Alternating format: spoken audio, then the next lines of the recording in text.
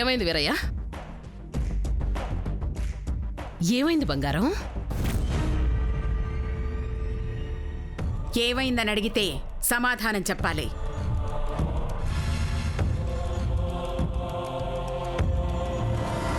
అందరి ముందు, పర్టికులర్గా ఆ భూమి ముందు విరాట్ నన్ను చంపదెబ్బ కొట్టాడు. మరి నువ్వు సారీ చెప్పావా లేదా?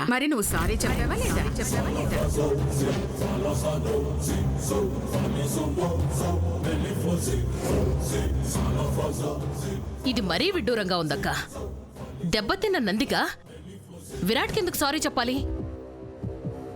దీని చెయ్యి పట్టుకుందామనుకున్న విరాట్ చెయ్యి చేసుకున్నాడంటే చెయ్యకూడని పనేదో చేసుండాలి, లేదా నోరు మూసుకోమని చెంపని చరుచుండాలి. ఇంకా నయం, మునివేళ్లతో నందిక దవడ మీద సంగీత సాధన చేశాడం లేదు. నువ్వు భలే చెప్తావక్క. నేను చెప్తే బానే ఉంటుంది, కానీ బావుండమని దీనికి ఎన్నిసార్లు చెప్పినా ఎందుకు బావుండదు? నానమ్మ, ప్రతిసారి నాదే తప్పని ఎందుకు అనుకుంటారు? మన హాస్టల్లో అడుక్కు తినే ఆ పల్లెటూరి దాన్ని వెనకేసుకొస్తారా? అడిగి తింటోంది. ఆ మాట దిగజార్చి చెప్పకు.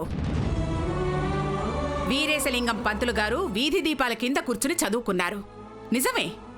కానీ అదే ఒక ఆడపిల్ల వీధి దీపాల కింద కూర్చుంటే మినుగురు పురుగుల కన్నా ముందు మగ పురుగులే ఎక్కువ చేరతాయి. అందుకే పుస్తకాల మీద రాసుకోవలసిన చెయ్యి ఆకలితో కడుపు మీద రాసుకోరాదని హాస్టల్లో ఉండనిచ్చాను. భూమి 10th క్లాస్ సర్టిఫికెట్ చూడలేదు, కానీ కాండక్ట్ సర్టిఫికెట్ చూశాను. She is good. అంటే అక్కడికి నా మనవరాలు బ్యాడ్ అనేగా? అది వేరే చెప్పాలా? పనివాడు పుస్తకాలు మోస్తాడు, కానీ పోయే పరువును ఎవరు తెస్తారు? నన్ను అంటున్నారు సరే నానమ్మ. భూమి వల్ల విరాట్ నన్ను కొట్టాడు. కాలేజ్లో నా పరువు పోయినట్టే కదా. నీకు పరువంటూ ఒకటి ఉందంటే అది నువ్వు చెప్పుకొని తిరిగే మీ తాతగారి పేరు.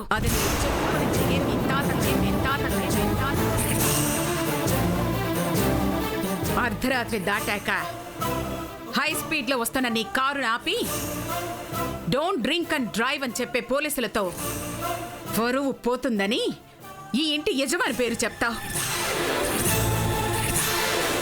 కాలేజీకి రోజు బయలుదేరే నువ్వు అటెండెన్స్ తక్కువ ఉందని నా పేరు చెప్పుకుంటావు.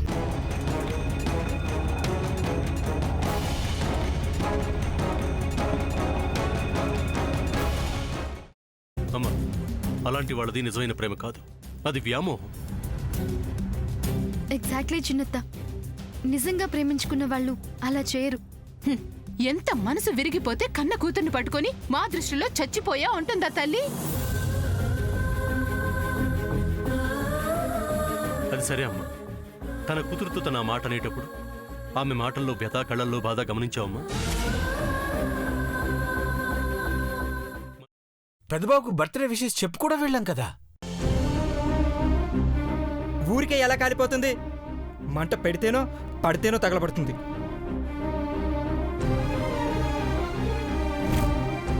కరెక్ట్ చిన్నబాబు, నీకొచ్చినట్టే నాకు డౌట్ వచ్చింది. పార్వతే షర్టును తగలబెట్టిందనుకుంటా.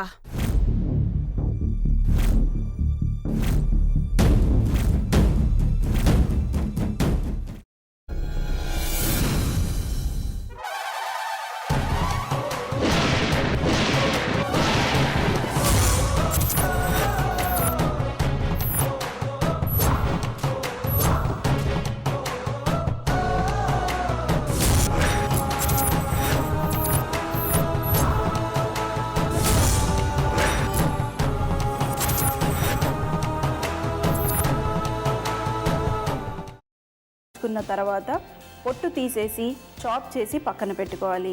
ఒక ప్యాన్లో కొద్దిగా నూనె వేడి చేసి అందులో ఆవాలు, మినప్పప్పు, శనగపప్పు, కరివేపాకు, సన్నగా తరిగి పెట్టుకున్న ఉల్లిపాయలు వేసుకుని 1 నిమిషం పాటు వేయించుకోవాలి. ఆ తర్వాత కాల్చి కట్ చేసి పెట్టుకున్న వంకాయని కూడా అందులో వేసుకుని బాగా మిక్స్ చేసి బౌల్లోకి ట్రాన్స్ఫర్ చేసుకుని అందులో తగినంత చిక్కటి పెరుగు లేదా పల్చటి పెరుగు వేసుకుని మిక్స్ చేసి అన్నంతో కానివ్వండి, చపాతీతో కానివ్వండి సర్వ్ చేసినా చాలా బాగుంటుంది.